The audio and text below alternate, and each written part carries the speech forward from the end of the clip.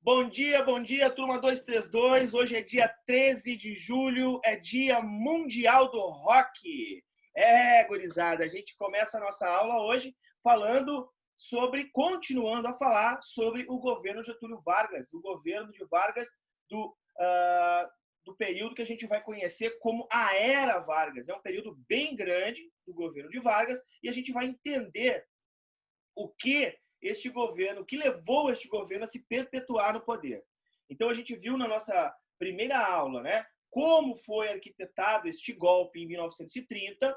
A gente viu na nossa segunda aula quais eram os componentes, né, que alicerçaram este governo, que era o governo provisório. Então a gente viu o governo provisório, que foi este governo que instituiu aí uma política de melhoria na condição de salário, criando o salário mínimo, criando as leis trabalhistas, proporcionou uma série de mudanças no sentido criando o Ministério da Indústria, do Comércio e do Trabalho. Então, houve aí, de certa maneira, um avanço, principalmente, e aí eu volto a frisar, eu quero que vocês peguem a caneta, por favor, escrevam, por favor, as coisas que eu pedi para frisar.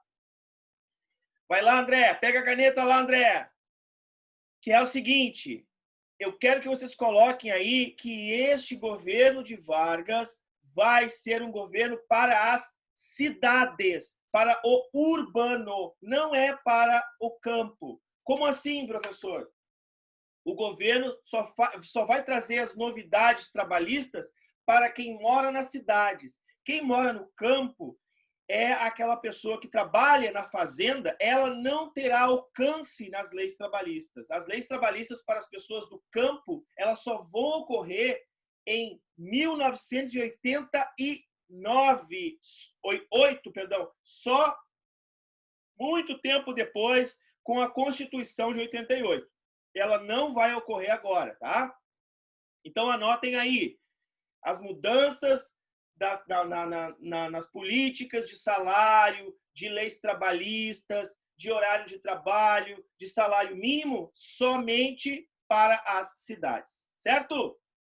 Muito bem. E quem é que ficou indignado com o governo Getúlio Vargas?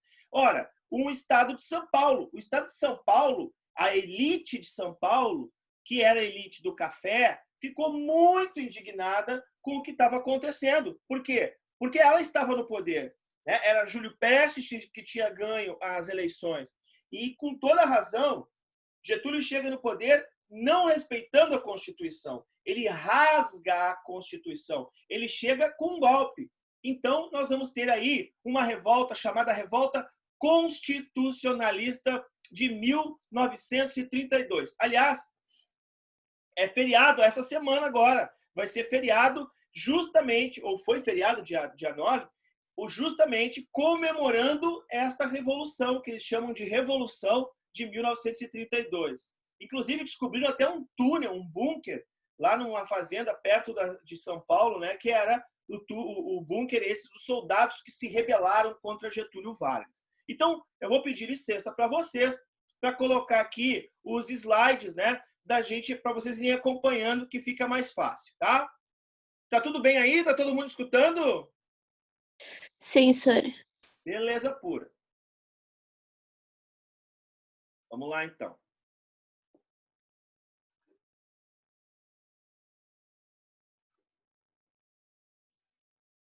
Então, tá aí o figurão, né? Aqui, vamos voltar aqui um pouquinho, ó. Então, a gente tem este período, que é o período provisório, e aqui embaixo, eu parei aqui, ó, Revolução Constitucionalista de São Paulo em 1932. O que eles queriam? Primeiro, eles saíram do poder. Então, eles eram uma oligarquia paulista que estava insatisfeita com a exclusão do poder.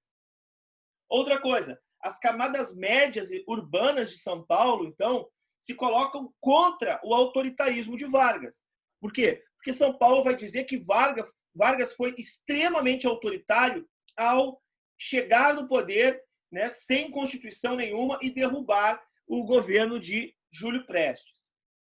Este aqui, ó, é o cartaz, então, das Forças Armadas de São Paulo que se rebelaram contra o governo Getúlio Vargas. Então tá lá, paulistas, às armas, né?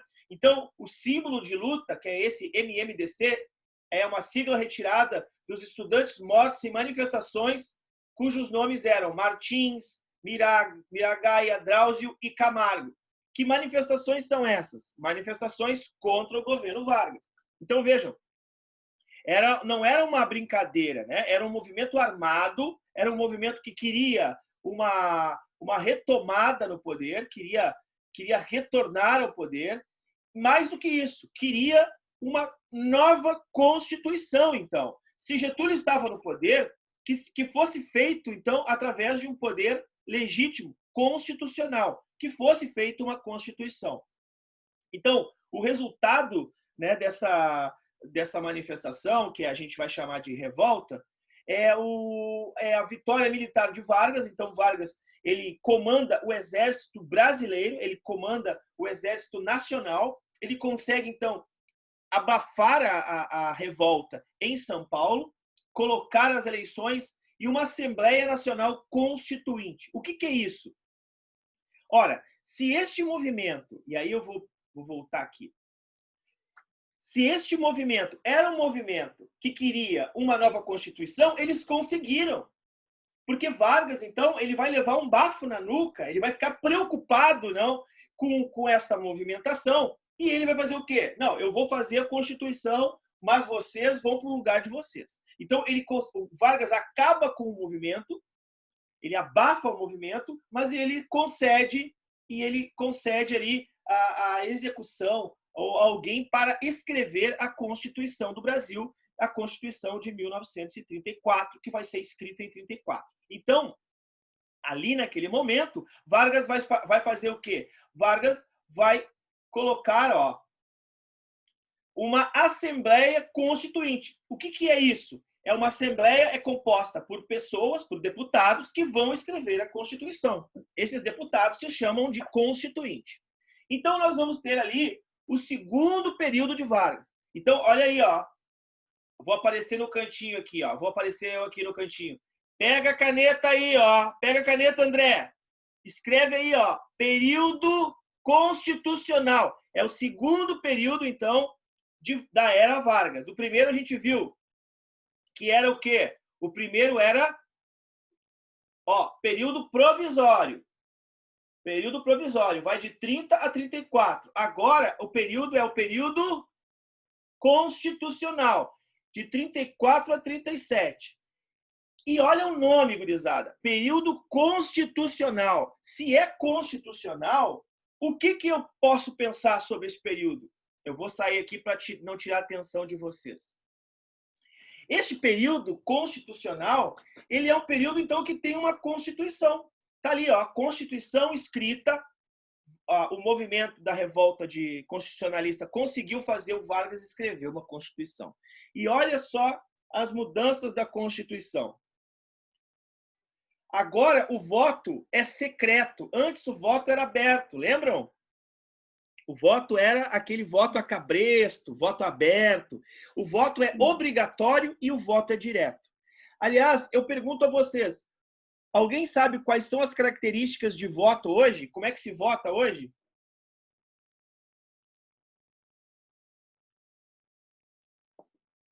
Hoje o voto é secreto? Esse ano tem eleição, pessoal. Eleição para prefeito de Porto Alegre e prefeito das cidades do Brasil. Como é que vocês acham que o voto é hoje? É secreto ou é aberto? Secreto. Aberto. É aberto? Não, secreto. Olha, o voto é secreto. E mais do que secreto, o voto é obrigatório ou eu posso escolher se eu quero ou não votar? Obrigatório. Pode escolher. É obrigatório, né? E ele é direto ou eu voto em alguém para se alguém votar em alguém? Direto. Direto, né? Então, olha só, essas características de votação que temos aqui ainda, essas características aqui de voto são as mesmas características de voto até hoje. O voto é secreto, é obrigatório e é direto. E tem mais uma questão aqui que é importante, voto feminino. Nossa, gurizada. Quando o Vargas aprova isso, Eu me lembro da minha avó, a minha avó, falecida avó, minha avó Elisa, dizia o seguinte, que o Vargas, ele foi o primeiro homem que olhou de fato para as mulheres, porque ele autorizou a ela votar. Olha que coisa louca isso, né? Só que tem uma característica, o voto feminino no Brasil era não, a mulher não votava. Nem no Brasil e muitos outros países do mundo a mulher não tinha participação eleitoral, né? Aliás, até hoje, né, a mulher tem pouca participação na vida pública, na esfera pública. Nós vemos poucas mulheres, né, no Congresso Nacional, nós vemos poucas mulheres como prefeitas, como governadores, né, governadoras, perdão. Então, a participação feminina, neste momento histórico, ele era um emblemático, né? Então, em 1934, a mulher participa através do voto feminino, excluindo todos os analfabetos. Agora tem um detalhe, tem um pega-ratão. Então, eu vou pedir para que tu faça de novo aquilo que eu já tinha pedido antes e pegue a caneta. Escreva do lado do voto feminino, que é importante, o seguinte. A mulher que votaria, ela votaria, e olha o machismo, gurias. A mulher só poderia votar se tivesse autorização, se ela não fosse casada, do pai.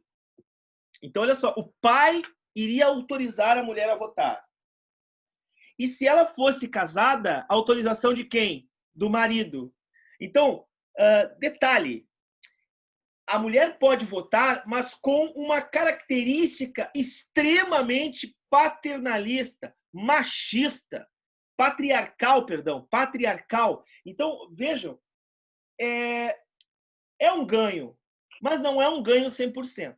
Eu não sei se vocês concordam comigo, meninas. Aí estou falando, inclusive, para a Vanessa. É muito ruim, né?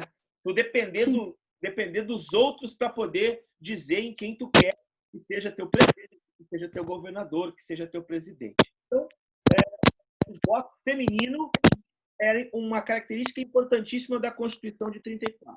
Coloquei ali, ó, justiça eleitoral foi criada. Nós temos a característica do corporativismo, que é bem uma característica deste momento histórico, né, dos estados que são estados totalitaristas, né, ou estados fascistas. Confirmação das leis trabalhistas. Então, todas aquelas leis trabalhistas que haviam sido criadas por Getúlio, elas são confirmadas na Constituição de 34.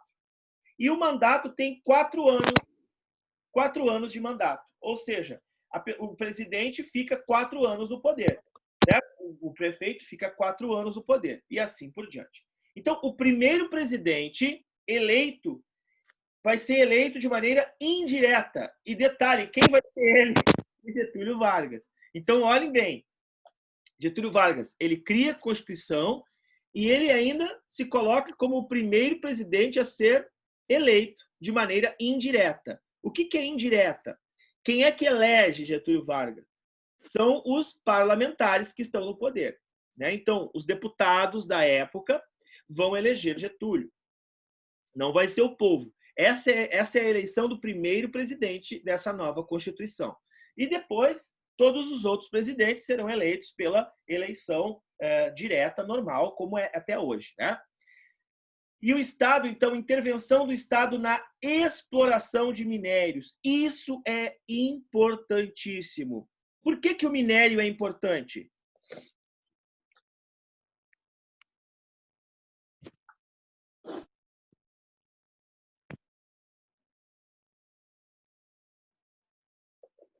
Só não sei. Ora, eu estou tomando água, a água mineral. O minério é importante, gente, porque tudo que a gente tem hoje é com base no minério. Basicamente é minério. Então vamos lá. Os carros, né? Os edifícios, né? As estruturas de ferro, as estruturas de aço, né? Nós temos a produção de chapas, das máquinas, né? As indústrias, o ferro, ou seja, todos os minérios de ferro, com as suas incríveis variáveis, que vai do ouro até o ferro bruto mesmo, né? Todas elas são importantíssimas para um país que quer desenvolver. Então, as mineradoras no Brasil, ou o investimento em minério no Brasil, é justamente investir naquilo que é o momento, que é a indústria. Se o Brasil, então, eu disse para vocês, o Brasil era agrário, basicamente agrário. E com Getúlio Vargas, ele tem um impulso para o desenvolvimento industrial. E este impulso se dá, sem dúvida alguma, com a chamada indústria de base. O que é indústria de base? É a indústria da indústria. Então, assim, para eu ter uma máquina, eu tenho que construir essa máquina. Então, a indústria de base, ou que é a indústria de minério, vai ser extremamente importante. Não é à toa, e aí o Brasil tem uma tradição de produção de minério muito grande na região de Minas, obviamente. Então, olha só, é muito fácil de entender isso. Onde é que tem minério no Brasil? Minas. Minas Gerais. Se a gente for a Minas Gerais é um estado cheio de buraco. E ele é completamente cheio de buracos. Eles, a todo instante, estão extraindo o quê? Minérios. Não é à toa que os caras só pensam em ganhar dinheiro em Minas Gerais, extraem minérios e esquecem da segurança. A gente teve recentemente, este século, no início do século, 2 acidentes gravíssimos. O ano retrasado, o acidente em Brumadinho, e há 4 anos ou 3 anos atrás, nós tivemos um acidente em Mariana. Então, são cidades importantes que ficam ao lado dessas grandes áreas de exploração de minério. E para que serve o minério? Para o planeta Terra. Então, por exemplo, o lítio é tirado dessa região, que constrói o quê? Constrói as baterias desses celulares, né? Constrói as telas dos celulares. Então, nós temos uma exploração muito grande, uma área que vale muito dinheiro, né? Que vale muito mesmo, né? Que é o minério. E, neste momento histórico, então, lá em 1934, Vargas vai direcionar o Estado como o grande investidor e explorador do minério. Certo? E por que o Estado? Ora, porque isso interessa ao enriquecimento do país. Então, é o desenvolvimento industrial do país. Vamos ter 2 correntes políticas antagônicas aqui no período de Vargas. Aliás, eu queria que vocês observassem o seguinte. Olha aqui, olha aqui, voltando um pouco. Mandato presidencial, 4 anos, certo? Agora, vamos calcular. Se o mandato presidencial tem 4 anos, eu queria que vocês calculassem uma coisa para mim. Quando é que termina o governo constitucional, que eu coloquei agora aí? Em que ano que termina? Alguém anotou? 1937. Então, conta aí. De 34 a 37 tem quantos anos?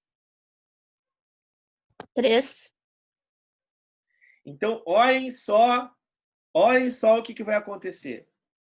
Nós vamos ter um golpe dentro do golpe. Olha, Getúlio Vargas assumiu o poder em 1930, né? Ele ficou até 34 ele criou uma Constituição na qual ele entrou como presidente e ele vai ficar como presidente até o final do mandato, que seria em 38. Só que antes disso, ele dá um golpe. Ele inventa uma história para ficar no poder. Então, eu queria que vocês cuidassem isso. Em 1934, é criada a Constituição que diz que nós temos 4 anos de mandato para o presidente. Mas o presidente não fica 4 anos no mandato. Ele dá um golpe. Vamos ver, então, que tipo de golpe que Vargas vai dar. Nós temos uma situação de 2 correntes políticas que são diferentes. Elas são antagônicas. Olha aqui, 2 correntes políticas. Uma, anota aí. Uma se chama A e B. André, desliga teu microfone. Uma corrente política se chama A e B, Ação Integralista Brasileira. Aliás, eu tenho um vídeo lá que eu explico o que é a Ação Integralista Brasileira, está no meu canal, dá uma olhadinha. Este grupo é um grupo fascista. A Ação Integralista Brasileira é um grupo fascista. Esse grupo é um grupo basicamente de pessoas, né, que eram descendentes, eram italianos que moravam aqui no Brasil e que estavam influenciados pelo movimento fascista na Itália. Então, eles condenavam o capitalismo, né, eles condenavam também toda forma de representação socialista, eles condenavam os socialistas, eles condenavam o comunista, eles odiavam movimentos de trabalhadores, eles eram totalitários, unipartidaristas, e o Estado, eles queriam um Estado centralizado na mão de um governo forte. Então, vejam bem, todas essas características são características do quê? Do fascismo italiano, certo? Então, A e B era um movimento de extrema direita, um movimento fascista. Deu para entender isso? Sim. Beleza. Então, por que eu estou pedindo para vocês que compreendam? Porque eu vou falar sobre o movimento de esquerda agora, tá? Então, olha só. O lema dos caras era Deus, pátria e família. Então, este era o lema desses fascistas: Deus, pátria e família. Muito parecido com o discursinho que a gente ouve no nosso dia a dia, né? Outra coisa, eles tinham uma saudação. Isso é engraçado. Olha só, todo movimento fascista, ele busca no passado elementos que falem da glória do seu povo. Não é verdade? Então, olhem só, eles vão ter uma saudação que é um grito indígena, quer dizer Anauê. Então, este grito Anauê, eles levantam o braço assim e fazem Anauê. Eles levantam o braço e fazem Anauê, que é muito parecido com um grito que era feito pelos hitleristas, com o Hitler, que era Heil Hitler. Então, vejam, este Anauê significa, em indígena, que as pessoas estão saudando, né? Agora eu me recordo o que quer dizer Anauê. Depois procurem aí, Anauê, qual é o significado. Eu realmente agora me fugiu a expressão que significa. Mas vamos lá. Apoiados por setores da igreja, então as igrejas apoiavam, a Igreja Católica Apostólica Romana apoiava, eles combatiam o comunismo e o ateísmo. Era composto pela classe média de São Paulo, basicamente. São Paulo, aqui no Rio Grande do Sul, vai ser muito forte. Por que aqui no Sul vai ser forte esse movimento, pessoal? O que vocês acham? Qual foi a pergunta, prof? Aqui no Rio Grande do Sul, nós vamos ter esse movimento bem forte também. Por que vocês acham que vai ser forte aqui no Sul?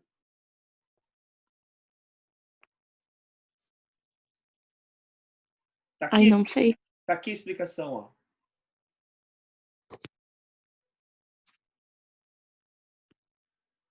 O que é imigrante ítalo-germânico? Que veio da Itália e da Alemanha. E da Itália e da Alemanha. Então, olha só, o Rio Grande do Sul é um estado, por exemplo, Santa Catarina e o Paraná também, né? São estados que receberam muitos imigrantes da Itália e muitos imigrantes da Alemanha. Aliás, eu não sei se vocês têm, mas a minha família até hoje tem por exemplo, por parte da minha mãe, que são italianos, né? Falam italiano em casa. Lá, a nona, lá, sabe? O vô, a avó. Fala um pouco de italiano também. Ainda, quer dizer. Tem várias cidades aqui na Serra Gaúcha que os avós falam italiano em casa, né? Falam alemão também. Enfim, eu não sei, vocês têm algum parente assim? Ou sabem de alguém que tenha? Pois é, existe ainda bastante, é bem forte isso, né? E, então, assim, ó, essa tradição, que é uma tradição ítalo-germânica, que é muito nossa aqui, ela tem essas características. E essa situação de movimento político, né, dos imigrantes, vai ser muito forte, onde justamente nós temos uma característica de imigrante dessa natureza. Então, o Rio Grande do Sul e Santa Catarina vão ser muito fortes esses movimentos nazifascistas, tá? Bom, isso é ruim ou isso é bom? Olha, tudo que é extremo é ruim. Eu posso estar comendo chocolate, cara, que é excelente, mas se eu como muito chocolate, muito, se eu sou extremado, vai fazer mal. Então, esses movimentos são muito ruins, né? São movimentos que não toleram as diferenças. A gente já viu isso quando a gente teve aula sobre o nazismo e o fascismo. Então, não toleram judeus, não toleram homofetivos, não toleram pessoas de outra etnia, negros e tudo mais. Então, seguimos. De outro lado, nós temos outra organização, agora de esquerda. Como é que é o nome dessa outra organização? ANL, Aliança Nacional Libertadora. Peguei a caneta para quê? Para anotar. Então, se de um lado eu tenho A e B, de outro eu tenho ANL, Aliança Nacional Libertadora. Essa é de esquerda, ela é comunista, ela é socialista, ela é democrata, e eles são simpatizantes da esquerda em geral. Agora, quem é que faz parte da ANL? Este cara aí, ó, Luiz Carlos Prestes. Este cara foi o cara que montou a Coluna Prestes. Era um dos tenentes que lutou contra o governo da política da República Velha. Então, eles defendiam o quê? Eles não queriam pagar a dívida externa, porque achavam que a dívida externa do Brasil já havia sido paga. Eles queriam uma reforma agrária, que significa isso? Dividir a terra que está na mão de poucas pessoas para a maioria das pessoas no Brasil que não tinha terra. Aliás, vocês sabiam disso? Que 1% da população do Brasil... Não, não. De 1 a 5% detém a posse de todas as terras do país e o resto da população não tem terra. Então, quer dizer, a reforma agrária nesse país nunca foi feita. Outra característica, respeito às liberdades individuais, ou seja, eles queriam que as pessoas tivessem direito a fazer greve. Eles defendiam uma imprensa que fosse uma imprensa livre, que não fosse controlada pelo Estado. Eles queriam a nacionalização de empresas estrangeiras que estavam aqui no Brasil, ocupando, né, e explorando o povo brasileiro. E eles queriam um governo que fosse um governo que representasse o povo, que não fosse um governo que representasse somente uma parte do povo, a elite. Quando eu falo de um governo popular, é um governo que represente a maioria do povo brasileiro, e não uma minoria, uma elite, que privilegia, por exemplo, só empresários. Então, esse movimento chamado ANL era um movimento de esquerda. E o outro movimento que a gente viu, que eu vou voltar aqui, AIB, Ação Integralista Brasileira, era um movimento de extrema direita. E esses dois movimentos, eles vão fazer o quê? Eles vão coexistir. Eles vão ser rivais. Certo, pessoal? Então, Getúlio Vargas, quando vê os dois movimentos se formando, dentro de onde? Ele vê os dois movimentos se formando dentro do governo constitucional dele. O que ele vai fazer? Ele rapidamente coloca a esquerda, ele coloca ela no limbo. O que significa isso? Ele diz que todo mundo que se reunir em nome da esquerda no país está e será preso. Ele coloca a ANL na ilegalidade. Então eu pergunto a vocês agora. Deixa eu interromper o compartilhamento aqui. Eu pergunto a vocês. Se o Getúlio tem dois movimentos, um de extrema direita e um de esquerda, coloca a esquerda na ilegalidade, automaticamente, o que ele está acenando? Se ele tira a esquerda e ele e não fala nada sobre a extrema-direita, para onde ele está acenando? Ele está dizendo que ele é favorável à extrema-direita. Ele está acenando para o fato de que ele é simpatizante do movimento de Plínio Salgado, o movimento da Ação Integralista Brasileira, AIB. Concordam comigo? Sim. Né? Sim, sim. É o que parece, né? É o que parece. Aí ele continua a governar, então. Vou voltar lá. Agora está faltando quase 7 minutos para a gente terminar a nossa aula. Senhor, Oi. ali quando o senhor tinha falado da saudação da Ação Integralista Brasileira, eu pesquisei, é uma saudação que era usada por escoteiros também. Ah, tá. E o que quer dizer ela, sabe? Olá. Olá. Isso. Olá. Uhum. Tá. Perfeito. Era isso que eu queria entender. Ela é usada até hoje, eu acho que, ou não. Eu acho que era usada, né? Não é mais usada, eu acho. Por Eu acho que escoteiros não é mais. não. Mas esse movimento ainda existe, tá? Esse movimento ele existe na ilegalidade no Brasil. Inclusive, vocês lembram que teve uma explosão não, colocaram fogo agora, esses tempos aí, no começo desse ano, na sede do Porta dos Fundos? Sim. O cara que colocou fogo na sede do Porta dos Fundos e fugiu para a Rússia, esse cara aí, ele era desse movimento AIB. Ainda hoje existe em São Paulo esse movimento, tá? São Paulo e do Paraná também. Então, olha só, voltando aqui, para a gente terminar nossa aula hoje. Getúlio Vargas coloca a ANL na ilegalidade, olha só.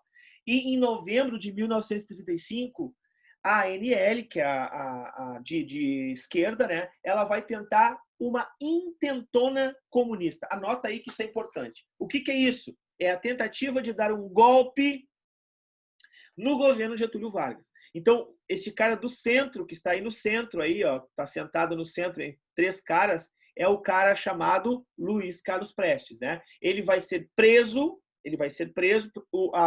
a intentona comunista, ou a tentativa de dar um golpe no Getúlio, ela é fracassada, e a mulher dele, que está do lado aí, ó, que é essa moça que está aqui, que chama Olga Benário, esta mulher, ela é alemã, né, é a mulher dele. Ela vai ser enviada para a Alemanha nessa época, em 1935, e ela é o quê? Ela é judia. Inclusive, se vocês quiserem, tem um filme da Globo Filmes, deve ter no Netflix, quem tiver Netflix, procurem. O filme é com o nome dela. O filme é lindíssimo, chama Olga Benário. Ela vai ser enviada, então, para um campo de concentração, né, lá na Alemanha. Ela vai ser enviada para a Polônia, no campo de concentração nazista, vai morrer lá. Em 1937, Vargas cria uma desculpa muito estapafúrdia. Então, olha só, vou voltar.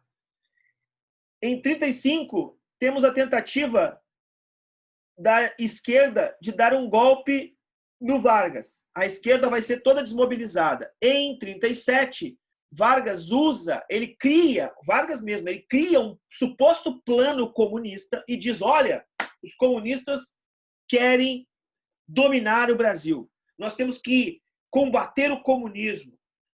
Existe um plano comunista para tomar o poder. Por que eu estou dizendo que ele cria? Porque isso já está provado que isso foi criado por Vargas, foi um motivo para o Vargas fechar o Congresso Nacional e assumir como presidente com todos os poderes em suas mãos. Então, meus queridos alunos, só para encerrar a nossa aula, eu vou dizer para vocês que, neste momento aqui, ó, o Estado Novo no Brasil, Vargas vai ter, no Estado Novo, o Brasil totalitarista, o Brasil ditatorial, o Brasil sem democracia, um Brasil fascista. Então, pela primeira vez nesse país, nós vamos ter na verdade, um governo extremamente autoritário.